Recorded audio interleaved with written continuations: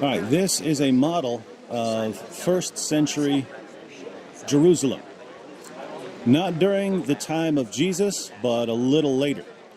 And the model is based on descriptions from Josephus and also on archaeology, because much of this would have been built over the centuries. And so they put together a model here at the Israel Museum. And let's check out some of the structures. I'm on the eastern side of the temple, so this would be the view from the Mount of Olives if you jumped really, really high. Let's talk walls, ladies and gentlemen. So we are looking at the western wall of the Temple Mount. And here you see a wall that's sort of inside the other walls of Jerusalem. That would have been the northern wall of Jerusalem during the time of Hezekiah. This is the wall that would have been torn down and then rebuilt after the Babylonian captivity. So Jerusalem would have been south of that area. Later, during the time of the Maccabees, there were houses north, and so for defensive purposes, a wall was built around that. That's called the second wall. So that's the first wall over there, and then this is called the second wall. And then still later, in 68 AD, when the Jews understood that they were fighting the Romans, they built what's called the third wall. And that's the wall that goes all the way around. Here, just northwest of the Temple Mount, is the fortress of Antonia, built by Herod the Great. And that's where the Romans would have most likely been staying, the Roman soldiers.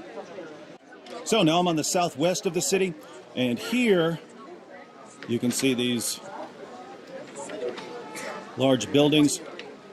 That would have been Herod's palace. So that's sort of one end, and then you have a nice courtyard area, and then that would be the other end. This was built for Herod the Great, but this is where Pontius Pilate would have been staying. So when the Jewish leaders took Jesus to Pontius Pilate for judgment, they would have taken him here. And this is where Pilate would have pronounced ultimate judgment, that Jesus would be crucified. See this gate? This is the gate that Jesus most likely would have walked through on his way to the cross. And over here, this is now the site of the Church of the Holy Sepulchre, because this is the main contender for the site where Jesus would have been crucified and buried. This would have been outside the city of Jerusalem during the time of Jesus. Again, much of this was built, and this wall was built in 68. So after the time of Jesus. The wall built for the war with Rome, and these houses would have been expanding leading up to that. So this is the palace of Herod. This is where Pilate would have pronounced judgment. So Jesus would have been taken with his cross, dropped his cross, and gone out through that gate to be crucified in this area outside the city. And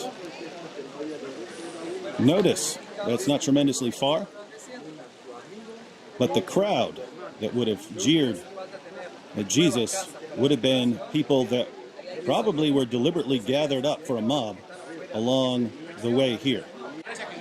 So now I'm on the northern side of the city. So this is the looking at the temple from the north of Jerusalem, and you can see the second wall there that would have been built, and then the third wall would be back here. I'm pointing this out because there's an alternative location of the tomb and Jesus' crucifixion. And so this is the area of the garden tomb. So this is the alternative location. Remember, after the Romans conquered Israel, much of this, as far as the big structures, were destroyed, and later Roman rulers and others built over much of this, changed a lot of the layout. So things have to be kind of pieced together, pulling out details from the records that we have. But this is the alternative location for the area of the crucifixion and burial. So this would have been the view of first century Jerusalem from the west. Temple Mount, fortress, Herod's palace. This would be the view of Jerusalem from the south, shortly before the Roman conquest of Jerusalem. Hi, we just did a walkthrough of Yad Vashem, which is Israel's Holocaust museum. It's dedicated to remembering the Jews who died during the Holocaust and to remembering the Jews who fought against the Holocaust, those who resisted it, and to remembering non-Jews who put their lives at risk to help Jews during the Holocaust. You're not allowed to record the exhibits inside except in the Hall of Names. I'll show you a clip from the Hall of Names where I was allowed to record. The pictures on the wall are pictures of Jews who didn't get a proper Jewish burial because they died during the Holocaust, and the binders you see on the wall are binders full of names of Jews who died during the Holocaust, and the hole in the floor is a memorial grave for them. Here's a clip.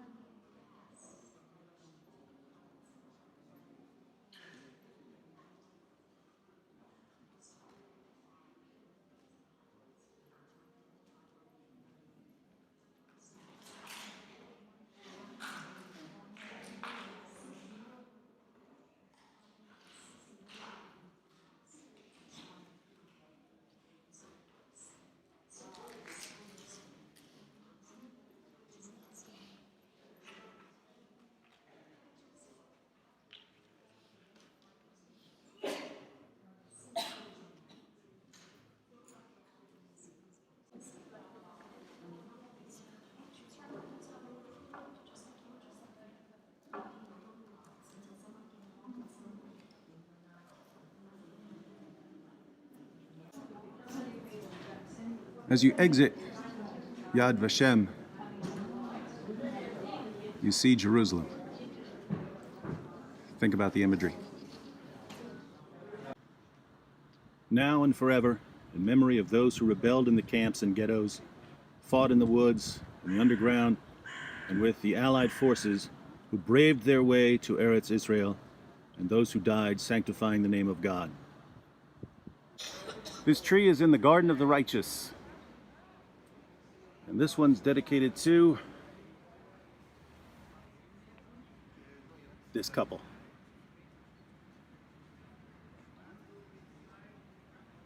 Be like these two. And this one's dedicated to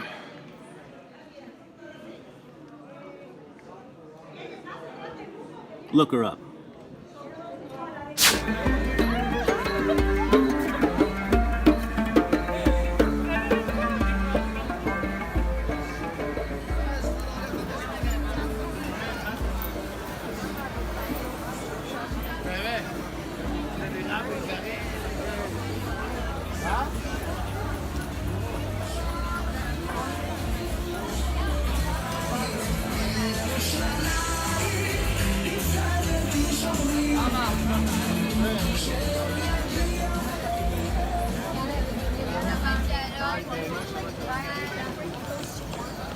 This is the Machane Yehuda market.